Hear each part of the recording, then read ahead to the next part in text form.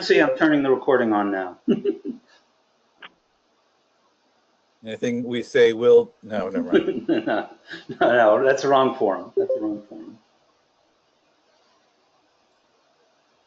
Now, just so everybody is aware, you folks are located where in the States? Our main offices are in California, but we have support centers on the East Coast as well to handle our clients there. But the main headquarters is in Northern California. And just so everybody also knows, please do not, at the end of this call, ask about anything having to do with President Trump or any American politics. Apparently not welcome fodder for the conversation. Learn from my mistakes, I always say. All right. Yeah, well, that's our mistake, not yours.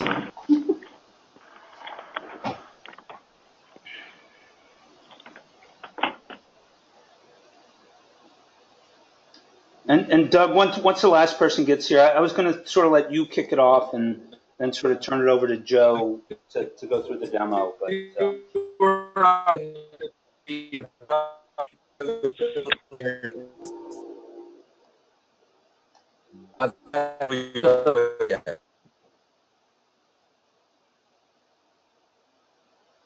Hello?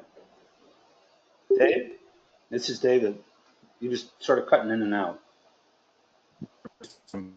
Really?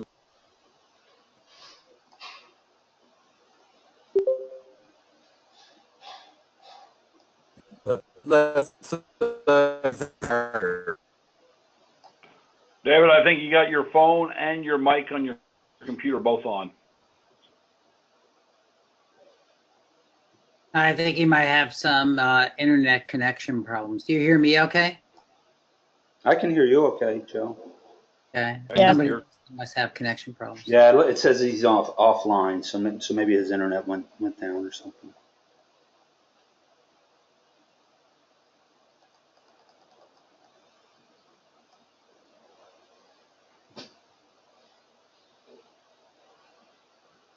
Were those beeping noises anyone else joining us? Michelle and Dave are here, if someone was waiting Okay. on us. Great, thank you, Michelle. Oh, there you go. Now you're back, Dave. So Dave, did you want to set the table a little bit, and then I was gonna sort of turn it over to Joe for the demo, but did you want to just set the table for the team a little? You are talking with a variety of operations managers and staff members that all work in various areas of booking our properties. Specifically, when we initially talked and saw this software, we saw the ease of use for customers coming in, but it also had a more robust opportunity for us to work in the camp booking and camp registration area. As I sent in an email to you earlier, we also would like to be looking at how it integrates with tracking accounts and integrates potentially with accounting software. So we'd like to be able to take a look at that. Okay. So just, sort of one slide real quick, and I was going to turn it over to Joe. Our service can do all of what we call facility rentals, your property reservations, not only lodging, but program facilities and equipment. We can also do any type of event and program registration. I know it's not on the table really today, but just so you know, I mean, we do both. And then we have some integrated features with discounts and payment options. There's a report writer. There's a set of accounting reports that Joe will talk about. But it's really tuned for the needs of scouting organizations. That's where we got our start with the Scouts in the States. We have over 100 councils and about 40 Boy Scout councils, about 45 Girl Scout councils that use us for these types of services. So I'm going to make Joe the presenter, and he was going to take you through a couple of different examples, a little bit based on what we did last time and some of the things that you guys sent in from your email earlier this week. Joe?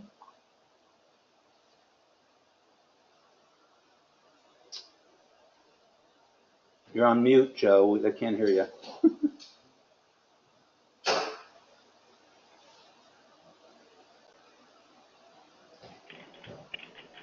We having technical issues there?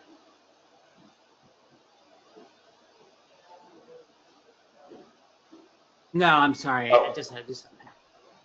I'm here. All right.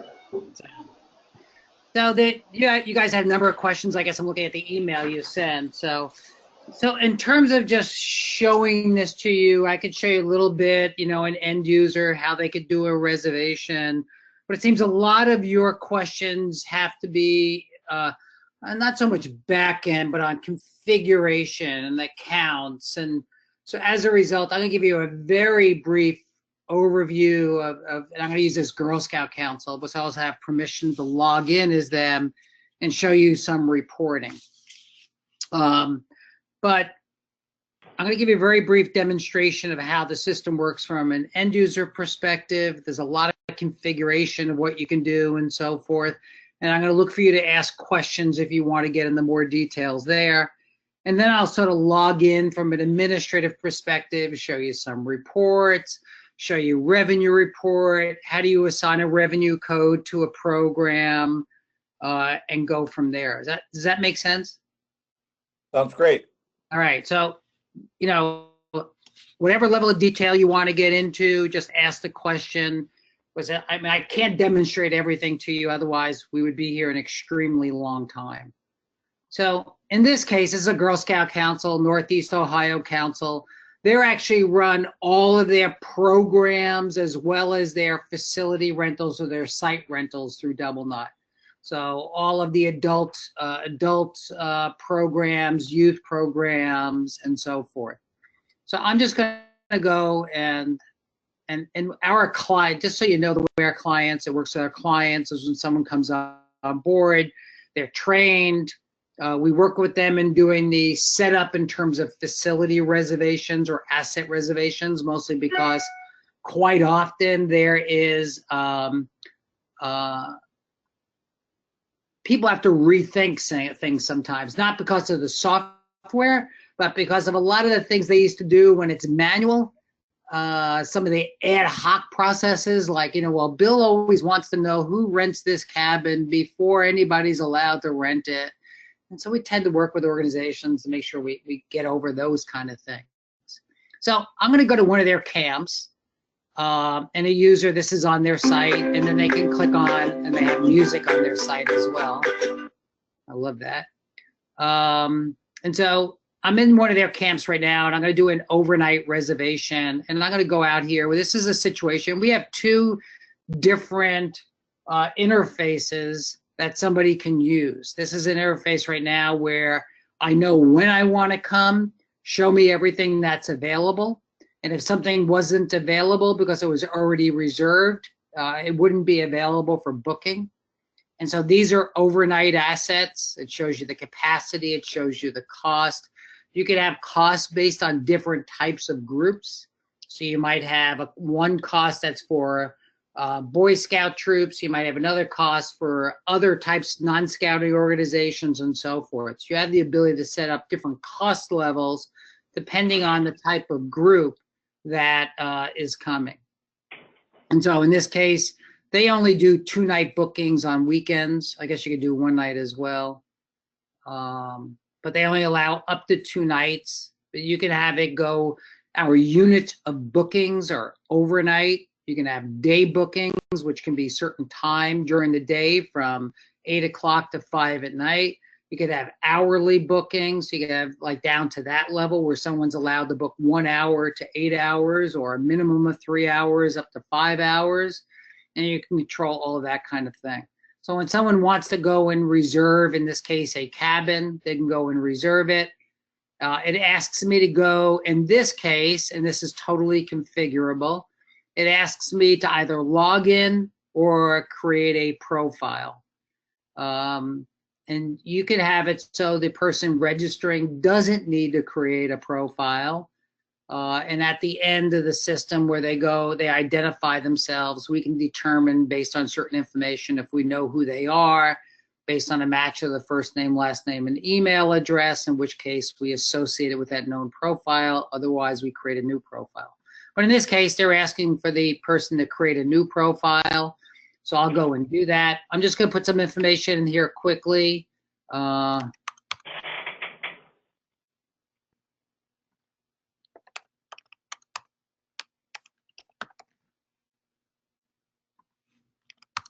And if I could talk as I type, I would be doing so. So I'm going to create this profile. It tells me what a user ID is.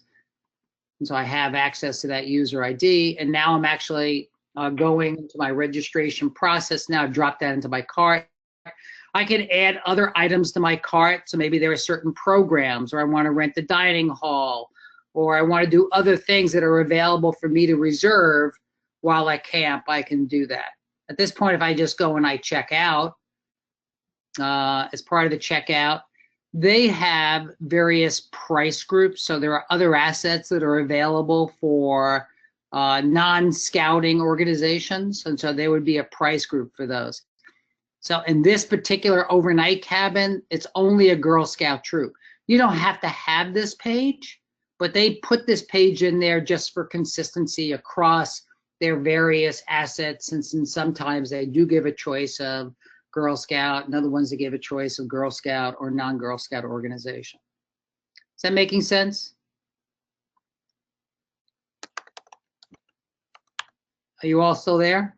Yep, no, All right, just making sure. You know, I have gone through presentations where I've done a lot of talking and find out somebody isn't there.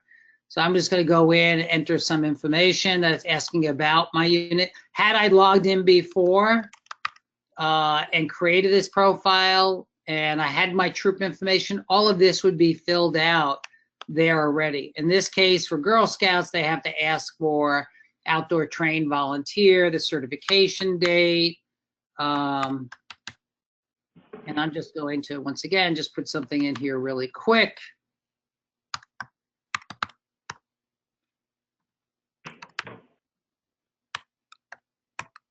And this is configurable.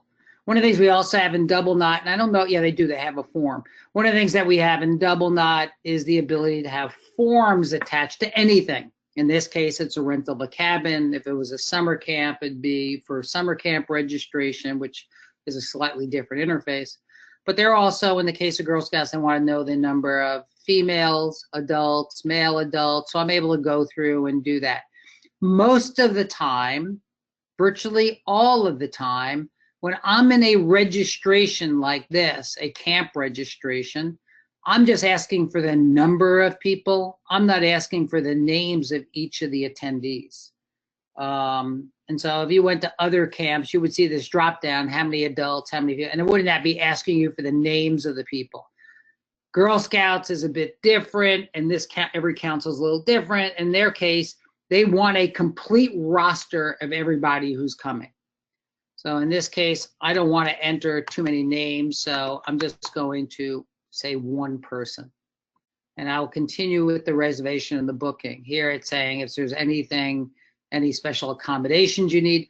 This is a form that they build and they attach. They build it using our tool. And a form could have anything on it that you need to collect. It could have vehicle information. It could have, if you were selling t-shirts, if you, whatever it is, you can actually collect as part of a form. And we can continue with the checkout, and then we get to the cart and we can go and make a payment. Okay.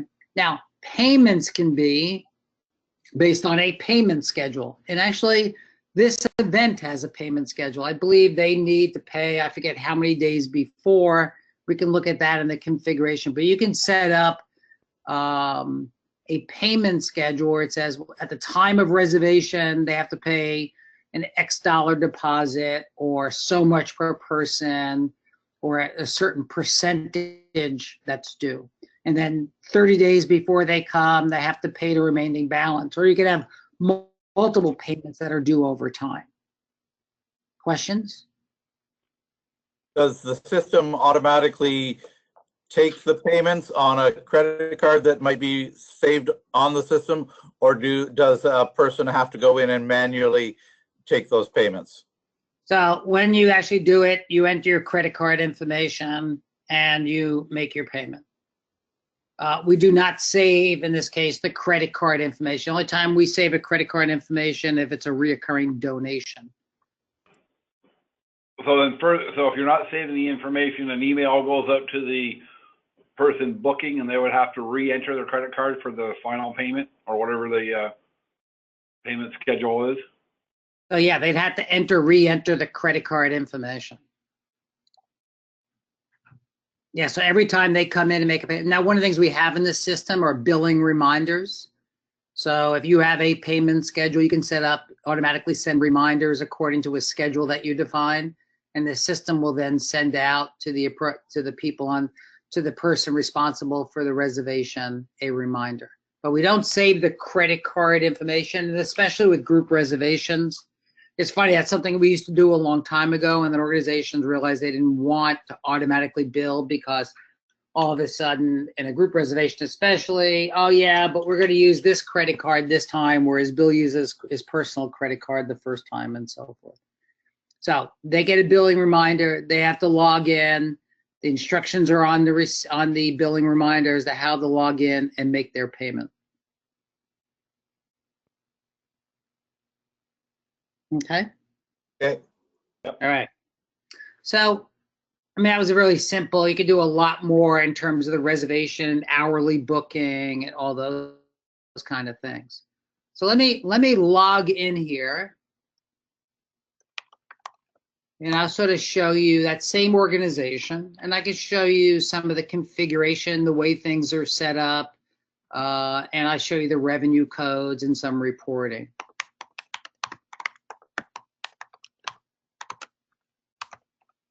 Let me see if I can remember the password. All right. So when we log into the application, what we have is, depending on your level of permissions, you have various permissions to the system. And if I go into financial accounts, as an example, I can go into financial accounts and set up all of my different revenue codes. There's no limit to the terms of the number of revenue codes you could have. You can see they have 13 pages of revenue codes. And so you see a textual description of the code here, but you can also have the actual GL account that's associated with. So that when you run a revenue report, you could have that GL code there, and and you can actually export that information, and we'll talk about that a little bit more in a moment. So when I go and I create an event, a program, a reservation, so I'm going to go into this particular camp, and I'm going to go and edit one of those assets we were just looking at. And so there are a number of assets here. So I can go and edit one of these assets. I'll go to the overnight asset.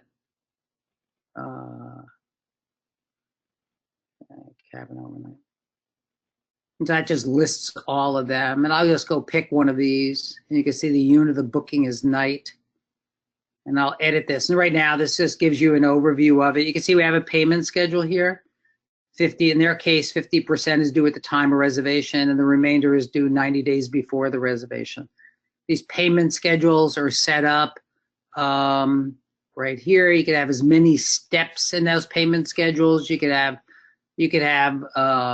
late fees and early discounts if they meet a payment schedule. If they're late, they can actually get a late fee. So there are a number of things. You could have as many steps in that payment schedule as you'd like. I'm going to keep talking unless you answer questions. If I go and I edit this asset, and this is the template for that particular reservation. So this asset's was available from 2015 until 2020. It shows you the capacity, the unit of the booking. So I can set these various units of booking. So if you have a meeting room as an example, and you want to book it by hour, you can go and do that, and the person can select their start time, how many hours they want it. It would calculate the cost based on the cost you set up in the system. So if you make changes in here, is it from current time forward, or would it be retroactive? Well, most of the changes that you're gonna be limited if there are reservations of the type of changes you can make here. But there's certain things like scheduling price changes and all that. There's a facility for doing that. So where it wouldn't be retroactive. So I could say I have a price change that's effective beginning on a certain date. And so all existing reservations would not be impacted by that kind of thing. But if I change my payment schedule, payment schedule would be retroactive. If you change a payment schedule, that would be retroactive. okay. Yeah. And we would allow you to change it. I think that was one that we would allow you to change. There are certain things that we don't allow people to change, mostly because, and then they'd have to talk to us first, mostly because we're not wanting them to do something that might have consequences they're not anticipating. So even though we're allowed to change, we want to make people aware, you know, if you do change that, this is what's going to happen. So what we could do here is we can come in here, and this is where you assign the ledger code to. Hey, before you move on from that, Joe, you said you make the changes, so we don't administer this going forward. You guys? No, you administer it, but there are a few things that we're not going to let you change because you'd have to call Doubleknot support to do it. There are only a very few of those. But 99.99% of the things you can go and change. Okay, can we get additional information on that and service levels and turnaround times? Well, yeah, so we could talk about that. So. Okay. Yeah, that's not on this call. It could be a follow-up. Yeah. And it's very rarely somebody can't change what they want to change, but there are some things that we just don't. We're just careful that people don't do certain things. Okay. Right. So here's where you can go through and you can assign that revenue code. And so you can go assign that revenue code. And then when you do financial reporting, all the revenue is broken out by those codes. And I'll show you what some of that looks like. Okay. Questions on what you see here? When you're doing the billing and taxes on this, taxes can be assigned to one code versus other revenues? So all taxes would go to the same code. So you have the ability in the system to say you have a tax revenue account, and all taxes could be assigned to that account. But so you can't have multiple tax accounts, but you could have one. You could have one. Yeah, you could have one tax account per camp if you wanted to. So in regions in this country where there is perhaps a provincial tax and a federal tax on things, we could not have those two broken out? No. Yeah, there would be a combined tax. But based on where they are, they can have the tax calculated according to where they are, where the actual camp is. Okay. Okay. So there are a lot of other features here in terms of discounts. Here's price schedules. So if you wanted to go in and schedule a price change, you can go and schedule a price change. You can see they had one price here from 3/1, and then they had another price take effect on 10/1/2015. So they changed their pricing. So you can go through and build all these different price schedules as your pricing changes over time.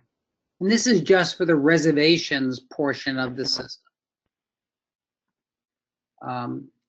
Let me just sort of go, and I'm going to go show you some finance reports in just a moment. So if I go to forms, before I was talking about forms where you're able to go and collect additional information. So here's where you can go, and I'm just going to pick on this day pass form. I'm not sure what's on it. We only have one question. Let me see if I can find something with more than one question.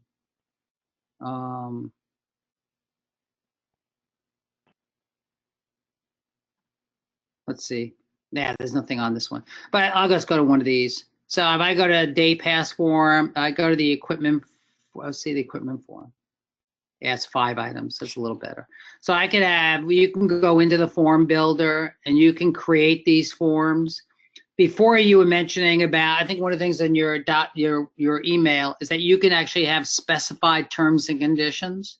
Here are the terms and conditions that unless you agree to, you can't even complete or continue the reservation. So you can do that by having these are our terms and conditions. I agree. You have to check in order to be able to continue. So it'll check to make sure that you've checked that, you verify that you've checked that before allowing you to continue with the reservation.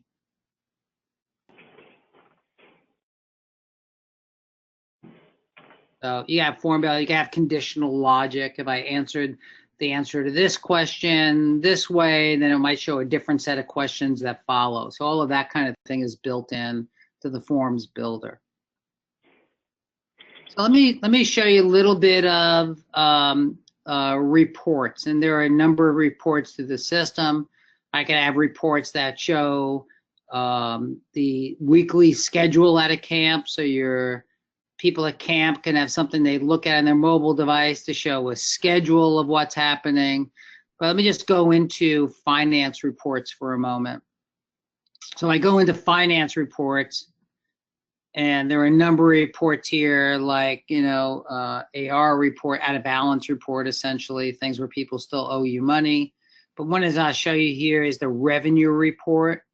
Revenue report is going to default to yesterday, but it's going to bring up revenue for yesterday. And one of the things we were able to do in Doubleknot is not only take online payments, we have a point of sale system where you could take payments as well, cash, credit card, check, but you can also post offline payments. So if you had a check that was mailed to you, you as an administrator can go to a reservation and post that payment. And what that would do would update the reservation to display the correct balance due based on you having received that payment. So here's a situation where it's the revenue for yesterday. It has all the GLs. I actually include it there. The base report, this is the textual description of the GL. I can get the GL code, that numeric code, to print on this as well. So you can go through and modify these reports. So here would be a GL report for yesterday. That would show all the online payments, any online refunds you've issued, as well as any offline debits and credits. And there's detail behind this that you can expand to include on this report as well. This report is a base revenue report, and on all of these reports, you can go in and modify them. And when you modify them, you can include different fields, change the presentation, exclude fields that you don't want, and then save that customized version of the report so that you don't have to go back and rebuild it every time, but rather just go back and click on it and see that customized version. So now if I hit display, they'll preview this, it'll go out and build that report. I'm just previewing it before I save it. And what it will do is it'll build that report, and it will show you the GL code that I included there. So if we go to that, let me see, filters. Yeah, so it would go and do that. I mean, I don't want to save things on their site, so it is a production site.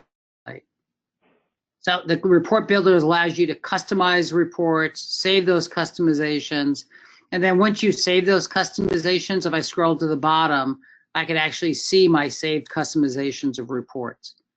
And these reports can be downloaded. We could change the format of them. So some people actually will generate those reports for each transaction in the system with the GL code and whatever information associated with that transaction. And I know some of them have used that to go and then import into some other systems.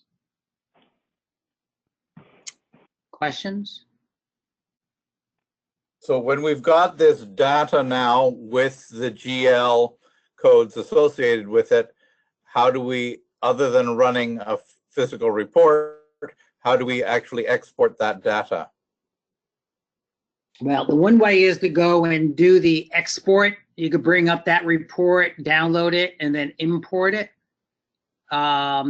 We also have an API in the back end of the system that it's possible to write to do certain things to get certain financial information. So if you wanted to write against that API, you can go and retrieve a lot of that information as well. But right now, what you could do is I could change this report where I'm not getting something like this, but maybe I'm getting here's a different view on some of this information. So I could conceivably get a report that looks like this, which has my GL codes in this report with every single transaction, the debit or credit amount of the transaction, where you then be able to hopefully take that file, which I can download and import it. Or you can write to an API and get that information as well.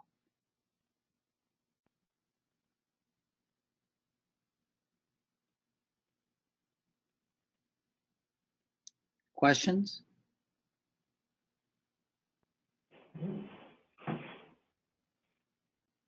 Let's keep moving on. Okay. So you had some questions in terms of the maps and pictures and so forth. Yes, you can have all of that in the application. So if you wanted to, for each of those assets, you can upload a picture of the asset. I don't know if they've done that here, but you can actually upload a picture of the asset and hover over it and get a picture of the asset, as well as maybe the amenities within that asset. So when they're reserving it, they can get an overview of what they're about ready to reserve. We also have built into this system a content management system. So if you wanted to build pages within this environment, you'd be able to do that and link to those pages as well from within the environment.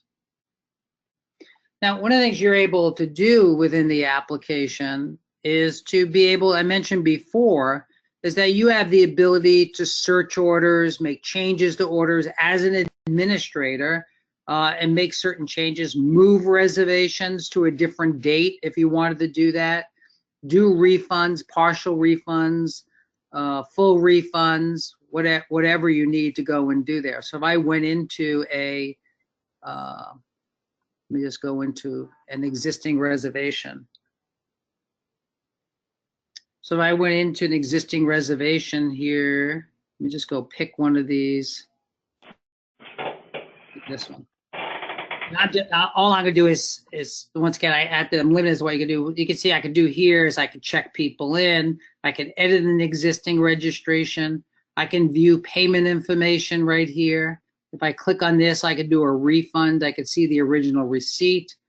If I had received a check that I wanted to post to this, you have the ability to go in and post those offline payments or offline refunds or miscellaneous credits and debits, which would impact the balance due on a reservation accordingly. So you have the ability to post all of these things offline as well. Okay, I'm just looking down your list of questions. I think I got most of the information that was on your list there. Can you possibly go into the area where you deal with registering individuals for camps and or certain events? Oh, sure. Show us a bit of that. Yeah, we could talk about that as well. So in this case, let me see what they have here. And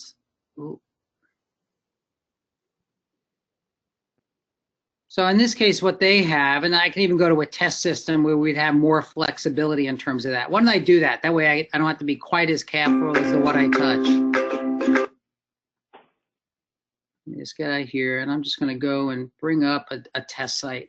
It's not going to be a Boy Scout test site, or a Girl Scout test site, just a test site we have on one of our test servers.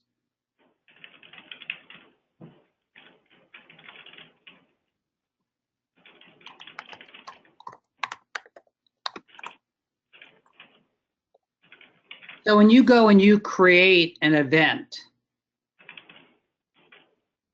and I have a calendar activity, it's going to look similar to setting up the reservation, but I could have any events I want to create. So let me just go and create an event. How about we do that?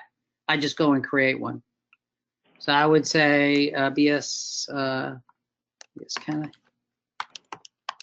and I could say this event's going to happen on 10/1/2017. I could set a time for it if I want. I'm not going to go over every one of these fields. I could set a location, which would set mapping, so I can click and get maps. I can assign it to various categories. So if I ever want to present to the end user a list of all the items for Cub Scouts, all the upcoming events for Cub Scouts. It would display everything within a certain category for them, that there was still availability and space, and allow them to go and register. I can say I'm going to take registrations for this up to, say, September 15th. I have the ability to say I want to collect names or I don't want to collect names. But let's say we do want to collect names. And I also want to collect number of adults and youth. So I can come here. If it's not already on the list, I can say adult. Scout is not in the list. So say I want to put Scout in the list.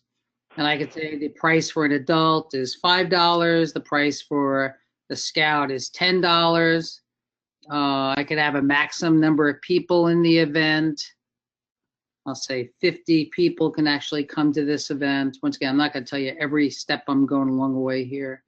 And I come down here and I can go in. I could issue a ticket even for an event. And you might say for scouting organizations, you don't need tickets, but there are certain programs like dinners or whatever that maybe you do want to issue a ticket, or to expedite check-in, you have a scannable ticket that you're able to scan and check people in and so forth. So you have the ability to go and do that. I could say I can pay online or by mail, and I can assign it to a particular revenue code. I could also have copies of this receipt to send to different people internally. So every time somebody registers, not only does the person register receive a receipt, and not only does the information go into a database, but you can have different events send copies of those receipts to different users who would like to get notified when somebody registers for an event. Now, if it's a small event, that might be okay. If it's a large event, they might want to think twice about it because they're going to get a lot of emails. So right now I have this BSA Canada event. Let me go and register for this. If I register for this as an if I register for this as an end user, and then I'll register for it as an administrator. So if I register for this as an end user, it will, by default, it will stop at this page, which is a reservation overview. If I enter details in there, pictures and so forth, that would all be here. I could skip this page if I want. It's one of those configurable items. If I register, in this case, it's going to ask me how many adults and how many scouts do I want. And so I could say 1 and 2 scouts, and it would go through and ask me for the names of each of those people. I'm going to hit cancel here, which I'm going to make a couple of more changes. We'll get to a little bit more detail here. So right now, maybe I want to do is that I want to go in and say registrant attributes. And what registrant attributes allow me to do is ask some basic information, like for an adult, I want to know the primary phone number. It's optional. Maybe it's not. Maybe that is not optional. I can make it like that. And I want the email address. Whereas for the scout, maybe I want to know their birth date. I don't want to know their email address and things like that. So I can go and say birth date. Let me just go and do that. And maybe that's a required field for the youth, for the scout. And then I can go in and I can create some of these forms that are associated with it. If I want to create a payment schedule, I can say, you know what, at the time of reservation or registration, I want to deposit. If I could just type, we do that. And at the time of registration, amount per, so I could say I want a, how about a percentage of the total registration? I'll say 25%. And then I could have more, but I'm going to say balance due is going to be on a certain date. So this will be at the time of reservation, and this will be at 9:15.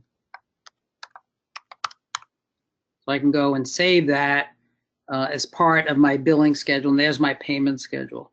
I can then go and set notifications, and notifications would allow me to send billing reminders. So 5 days before a payment is due, and continue sending it X days after a payment is due, every X days. Send people notifications, and you can put customized wording on that as well, saying a payment is soon to be due, and then maybe you have more stern warning if a payment is late, that you warn them that their registration is going to be canceled and you're going to keep their money unless they go in and make their payment. So you're able to go in and create notifications like that.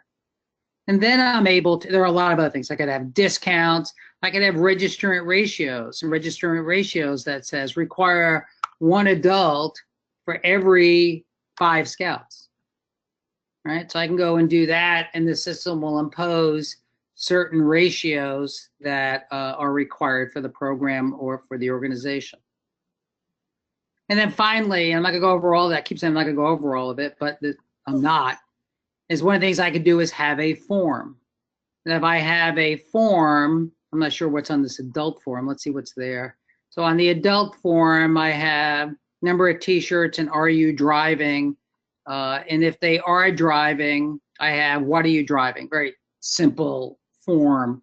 But I can do something like this that say for the adults or for everybody, I want to go and assign that form to the event. And so I could say, here's BSA Canada. I want to go to assign forms. And I can assign one or more forms to a, I'll assign this adult form. And maybe I only want this, it's required, it's per person as opposed to once overall to the registration. And I'm just going to ask that for adults. And I don't want it to be a separate step. I'm going to include that where I'm asking for the name of the person. So you can see there's a lot of flexibility. I'm not sure what's on this summer camp waiver, but let's try it.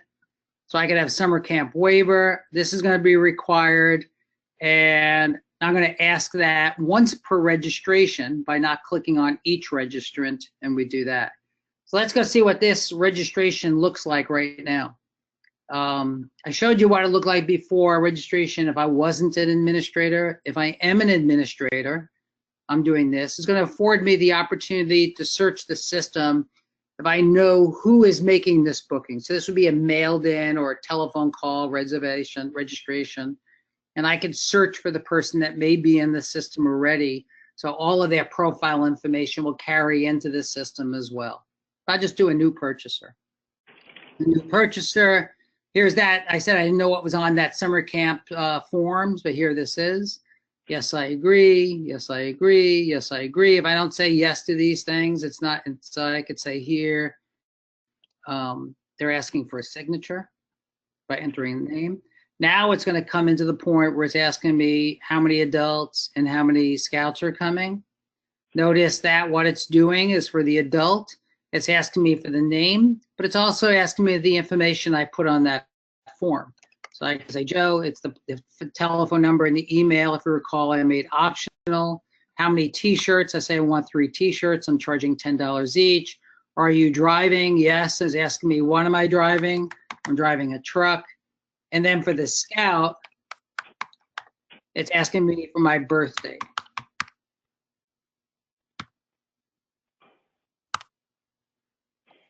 Okay, so I'm just going to put that information in. And then I can continue, and it will take me to the shopping cart. And based on the payment schedule, where I said I want 25% due now, I could always pay the full amount if I want, or I could pay another amount as long as it's more than the minimum amount due and not more than the total amount due. And then I can check out. Now, when I check out in this particular organization, I didn't set it up. You could have set up a checkout donation request, in which case it would ask you, are you interested in making a donation to Scouts Canada? Yes, I am. $50, or you could enter in the amount and just continue. When I get to the payment page, I'm in as an administrator right now, so I'm going to get this offline payment option, and I'm going to have Joe's information here. So I'm going to put 1, 2, 3. Let me just put this in, and I'll go and post one of those offline payments.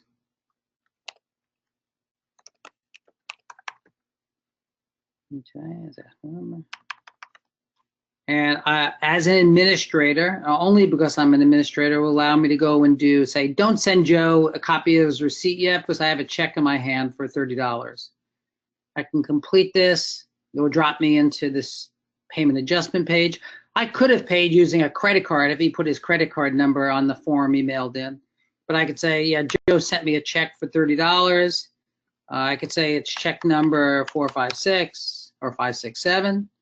And I can make that adjustment. And now will reflect the fact that I made a, What did I do? Oh, 30. I got to change this to 30. No, I'll just change it. I'll just pay them in now here. And I'll adjust that. And I can go in now and issue the receipt to Joe by clicking on this. And now Joe will get a copy of the receipt. If I hit send at the top, Joe will get a copy of the receipt that shows the purchase, that there were tickets. Tickets would be on that purchase. It reflects them at the fact that he paid $11.25. And so you can have that. You can build reports on that, roster reports, check-in reports, any report you really want. Any data I collect as part of a reservation or a registration process is within the warehouse where I'm able to go and build reports on it. So we could do something if we are registering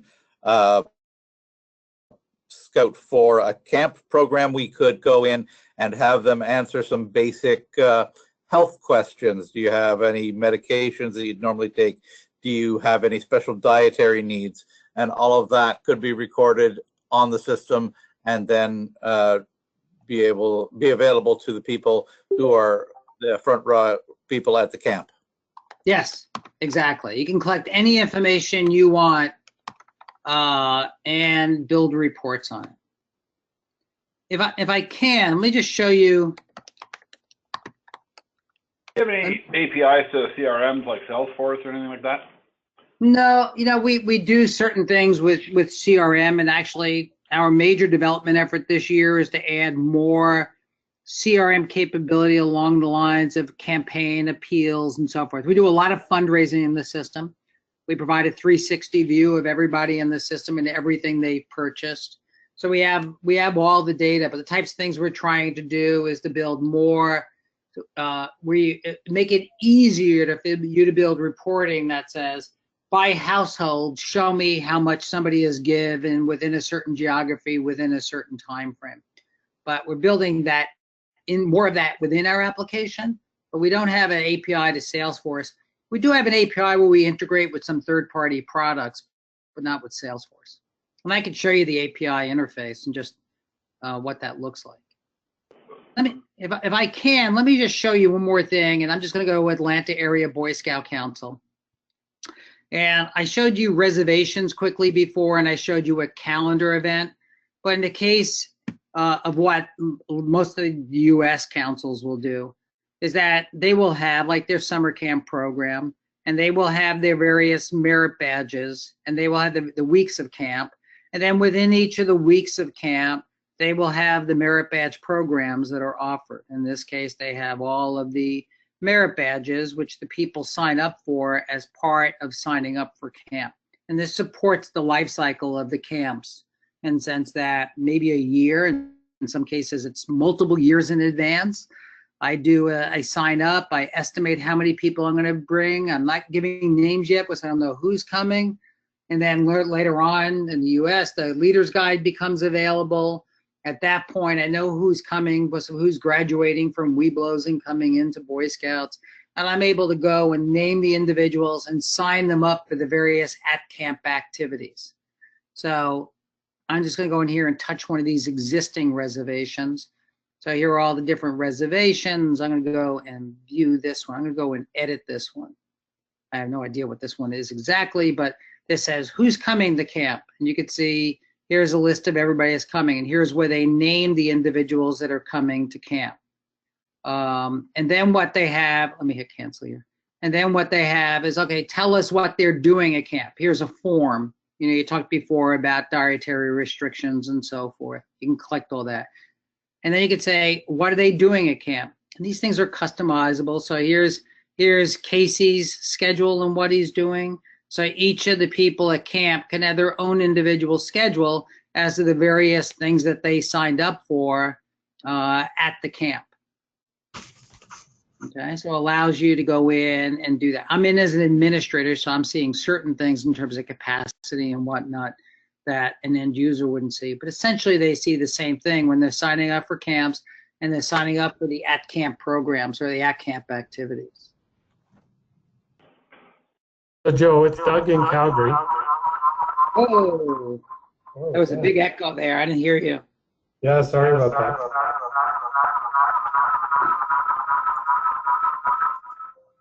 I'm not sure why it's so echoey. Do you have on your phone and your speaker on your computer? No, just the speaker on my computer. Okay, Is that better? a little bit. I was just wondering how a report would look for showing what's rented or what's used each month. So if you could, does it print in a calendar view for the bookings on the There's a staff couple of side? things we should do there. So let me go and log out here and log back into where I was before, and I could show you some things. We'll go back to that Girl Scout Council. Let me see if they have that report in there or not.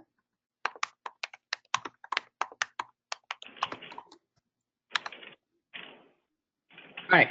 So one of the things that we do have in the system is and a lot of rangers will use this and so forth, is that we have something we call the admin reservations calendar, and you can list it in a calendar view or a list view. You could toggle back and forth between them. So if you wanted to, and just in terms of hey, what's happening at a particular camp, you can go and look at it. And right now in the summer, they're not doing these kind of reservations, but here is an example. You can see what's happening on a certain day, everything that's booked.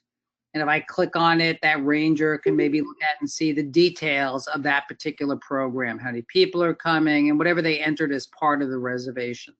So that's one thing you could do. You can have detailed reports that show you by asset, all that information. But you can also go in, and let me see if that report's defined for them, is that you could go in and build a weekly schedule. So let's see if they have one here. I'm not sure which one I'm picking, but there's these reports. And a lot of these reports are set up to say, oh, for this time frame, so here's an example, between 6/4 and 6/8, show me the schedule. So here's 6/5 and what's happening, here's 6/6 and what's happening. We'll show you all of the reservations by each of those days, and you're able to get this kind of report as often as you want. So you have the real-time calendar view, which is great. What's happening today, who's coming, when should I expect them? And then you have a report like this that you could publish and run for whatever date range you specify. That's awesome. Thank you. And all of Okay, these we've got- reports are customizable. Yeah, we've got about 5 minutes left here. Are there other questions from folks that are on this call?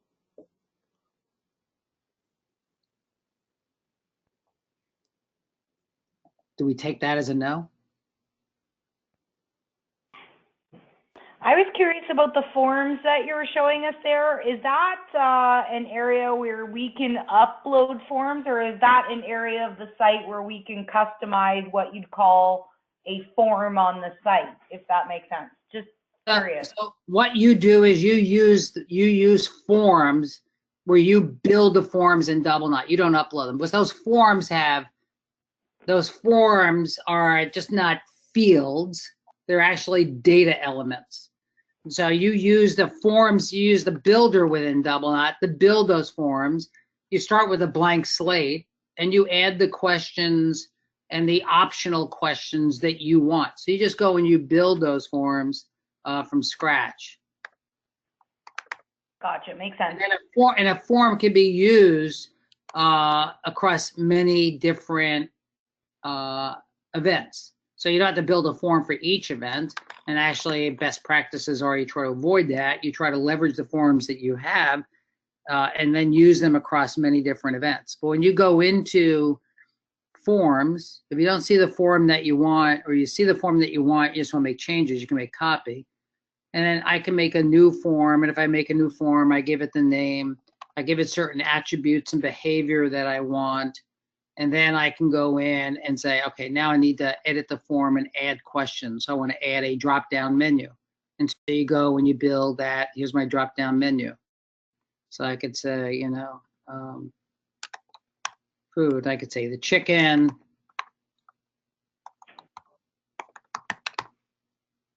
beef. I have as many options. Just by default shows 10, but I have more than 10. And the veggie. And by the way, if you pick the beef, it's going to cost you $4 more. So you go and build those for them. It's required. It's not required. You're going to assess sales tax on that item. You're not going to assess sales tax on that item. And not only that, you can actually say, how do you want that column of data to appear in your report? So sometimes your questions are rather long. So you might want a shorter report label than you do on the screen presentation label. You can have as many of those questions as you like. Oh, that makes sense. Thank you. Okay.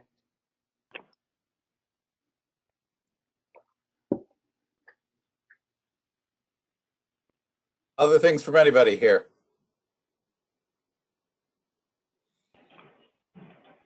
Okay. Thank you very much for this, Joe. It's been very comprehensive and a lot of stuff thrown at us in a very short period of time. David, do you have any other things you want to comment on before we conclude this? No, just appreciate everybody spending some time. Once the recording renders, I'll send you the link to it. And then, Dave, maybe we can just touch base at some point next week, and just understand better about maybe next steps and timing. Very happy to do that. Everybody that's on the call, again, I would encourage you to send me comments and or questions, and we'll try and get that going. I want to thank Joe and David for making this happen, and appreciate your time to share this with us. You're welcome. Great, no problem. Thanks. Bye, everybody. All right, bye Thanks. now. We'll talk to you later. Bye.